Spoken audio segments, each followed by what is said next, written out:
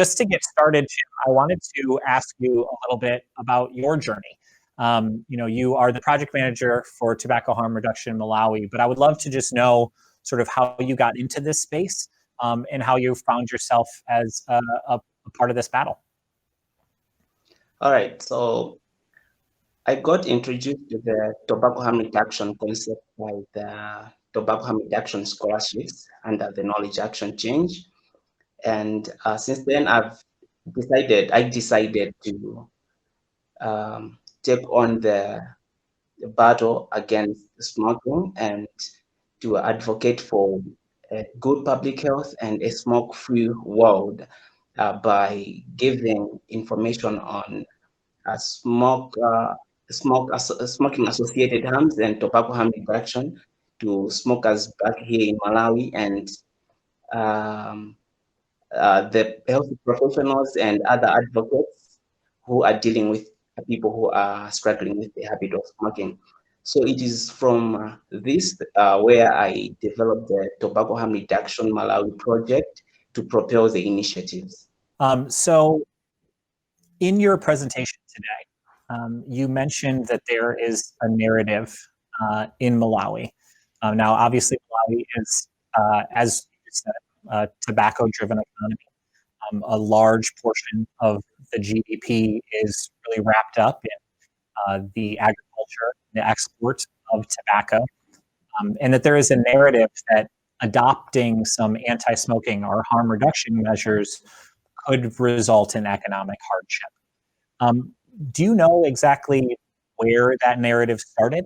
Is that a media narrative that is happening inside of the country, or is there messages that are coming from outside? Tobacco has been a main forex earner for Malawi.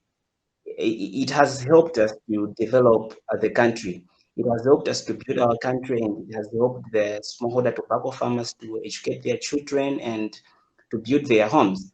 So this is a narrative that has been created from within Malawi. And for your own information, I would say that some stakeholders and some people refer to the tobacco leaf as the green gold for Malawi. So it's sometimes known as Malawi's green gold. So it's a narrative that has been built locally. So obviously that is a large part of the economy. What is the smoking prevalence in Malawi? Are there a lot of combustible tobacco smokers in the country? All right, so I can just refer you to the Global State of Tobacco Harm Reduction report. They extracted the information from the WHO's reports and the Tobacco Atlas reports. It is stated that in the population of 18 million plus, we have about 1 million daily adult smokers here in Malawi. So that's how we can weigh the prevalence on smoking here in Malawi. And what does the tobacco control policy look like in Malawi? Obviously, your organization is doing work, but what is the regulations around alternative products right now? All right, so as I indicated earlier on, to say that tobacco has helped to build our economy. It has helped to build our country.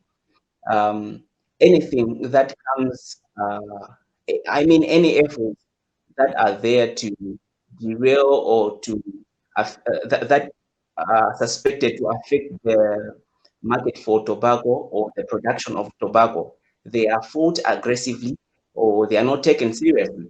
So you'll be surprised to hear that there are no serious tobacco related policies back here in Malawi because there is reluctance by the relevant stakeholders to take on the initiative to to do some sort of tobacco policies that can be coherent across the economic and health sectors. So there might be some policies, but which only deal with the production of tobacco and not necessarily the healthy part or the intersection. Okay. In your presentation, I wanted to speak to something in particular. Like, you obviously have, and you've shared, there are people that when you share your messages with Tobacco Harm Reduction Malawi, you get a little bit of pushback. People are afraid that they're associating anti-smoking with anti-tobacco or the elimination of it.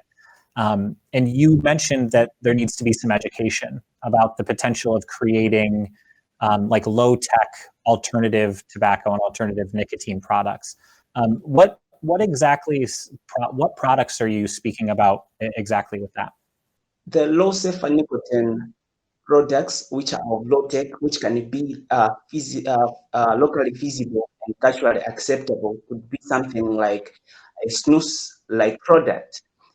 Because back here in Malawi, you might have learned that our economy is not as good as um, other countries, and for people to afford the other safer nicotine products like vapes, it's a bit of a problem.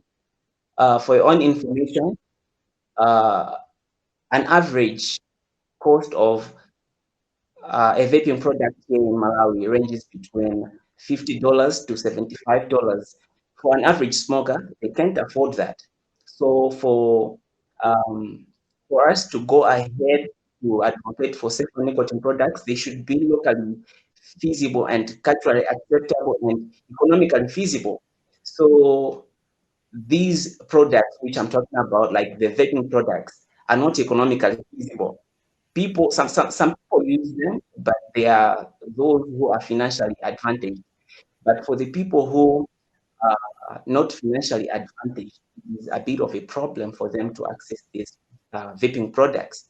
So an alternative for them could be a low-tech safer nicotine product like snus. So it's just a matter of innovators and researchers to develop something. It might not be like it might not be snus per se, but if it can be something that is snus like, that can be culturally acceptable, I think it can help the local smokers to access the safer nicotine products and have an opportunity to switch. Definitely. So can you tell me a little bit more about the project, with Tobacco Harm Reduction Malawi? Like, what is, obviously there's a large mission that you have, but what are some of the challenges? What are some of the conversations that you are having with people right now? As I mentioned, that THR Malawi is an information dissemination project on tobacco harm reduction and nicotine science, with an aim of giving authenticated and scientifically proven information on tobacco harm reduction and on, of course, nicotine, so that smokers here back in Malawi should have access to to this information, so that they should be able to make informed decisions regarding their health. So the project has been employing a website, social media platforms, television, radio, and newspaper appearances to disseminate this information. On top of that, we have been employing um, volunteer ambassadors. We have over 77 volunteer ambassadors across Malawi, Wow. coming from a diverse academic and professional backgrounds. And we have a few more from South Africa and one from Zimbabwe, who are helping and sharing tobacco harm reduction information to their peers who are struggling with the habit of smoking. On top of that, we have been undertaking orientation sessions to media and health experts here in Malawi, so that they have the true information about what tobacco harm reduction is, so that they can share it to the general masses and to people or their patients who are struggling with the habit of smoking. That is for the health professionals. On challenges, I would say that we have mainly encountered negative comments due to wrong information that people have towards safer nicotine advocacy and tobacco itself. You agree with me that a lot of people, most of us, have grown up in a society that demonize and constantly persecute nicotine. So some people relate nicotine to the harmful substances that are found in combustible cigarettes like gum. So that is a very big problem because um, people come with a wrong perception to say that nicotine is dangerous. So it is a barrier to our information dissemination. So some of this wrong information has been compounded by some media outlets who have been propelling wrong information about what safer nicotine products are, what nicotine is. An example of such could be the reports on the Valley outbreak, which happened in the USA. Some media outlets uh, attributed the Valley outbreak to vaping nicotine. And this information has been reaching people back here in Malawi. So when we are doing our advocacy work, we constantly encountered questions on the Valley outbreak and it's as the vaping products being associated to a Valley outbreak. So it was some sort of a barrier. We had to start from clearing out this misconception about the Valley outbreak that and detaching safer nicotine products that they are not the cause of the Valley outbreak, and then go ahead with the advocacy uh, campaigns. On top of that, I would say that since some people back in Malawi um, assume that the safer nicotine advocacy is the same as a no tobacco campaign. As we discussed earlier on, we said that tobacco is one of the Malawi's main forex earners. So some people, since they relate to, I mean, they relate the safer nicotine advocacy to a no tobacco campaign. They think that this campaign would affect um, the economy of the country. So we now and then encounter some resistance and some negative comments because they are misinformed or they have wrong perceptions towards safer nicotine advocacy, and tobacco itself. It's interesting that point that you made about, a volley, and that's important for our audience to be able to know that, things like that happen. I think Julie Wosner actually said it best. She said that the number one export of the United States, unfortunately, in this fight is misinformation. And that is so true when it comes to a volley. And you can have retraction after correction, but they never quite have the same power as that first thought that gets stuck in people's heads. So how are you really fighting to be able to counteract that? Is it like face to face? I know you mentioned some of the different campaigns. I know that probably coronavirus makes that a little bit more difficult. Is most of it like digital that you're doing, or are you trying to do things on television and print as well? We've been having some radio, television, and newspaper appearances to disseminate this information, but we are also full time on Twitter and Facebook, which are the main social media platforms that are being used here in Malawi. That's on top of the website that we constantly update or share our resources on tobacco harm reduction and nicotine science. So, in the wake of COVID-19, these have been our main tools for giving out the information to the general masses. But I'm sure that once we bounce back to our normal daily routines and we're allowed to have physical meetings, we'll continue with uh, live workshops and sessions to share the information. Wonderful. One question I did want to ask as well. I know that you mentioned, some volunteers and people from neighboring countries. We did a special report on some organizations, much like yours, but in South America, that were sort of banding together and creating an alliance. Is there a lot of working together between the different tobacco harm reduction organizations throughout Africa? There has been some massive work together projects by a number of tobacco harm reduction groups here in Africa. There are a number of them, and most of them subscribe to Campaign for Safe Alternatives. I'm sure you have heard about it, and it's very active on Twitter and other social media platforms.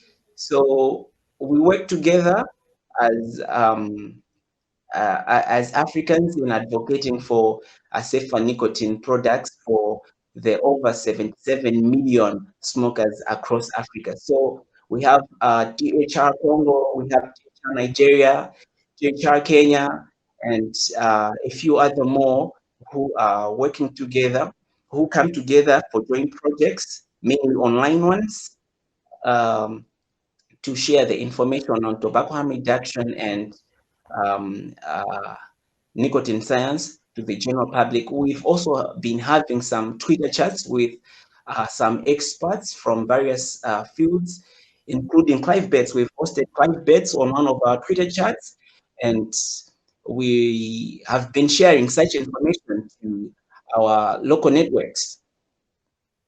That is wonderful. Clive is such a wonderful resource, and it's really it's encouraging to see how the community itself is able to come together, and you're all able to work together to move towards a shared goal and a common mission. One question I did want to ask you as well, specifically about agriculture, and I know that you mentioned this in your presentation today, but you were mentioning some potential working with farmers to diversify the agriculture, so that if there is, say, less tobacco, even though it's not the same thing, anti-smoking and anti-tobacco. Can you talk a little bit about some of those projects that are working to help farmers diversify their crops? You might have heard about the Agriculture Transformation Initiative by the Foundation for a Smoke-Free World. So this initiative has come in response to the market uncertainty as a result of continued decrease in demand for tobacco on the global market. So it's a project that is helping smallholder tobacco farmers to diversify tobacco farming with alternative livelihood opportunities. So this is one of the big projects by the Foundation for a Smoke-Free World, which is trying to help the smallholder tobacco farmers here in Malawi to diversify their livelihood opportunities. On top of that, we have some research or institutions which are trying to localize some cash crops that can be equally or more profitable than tobacco. And an example of such is the industry hemp. They have been trying to localize industry hemp and Solaris, which have multiple uses, and they can and they have some good demand on the global market.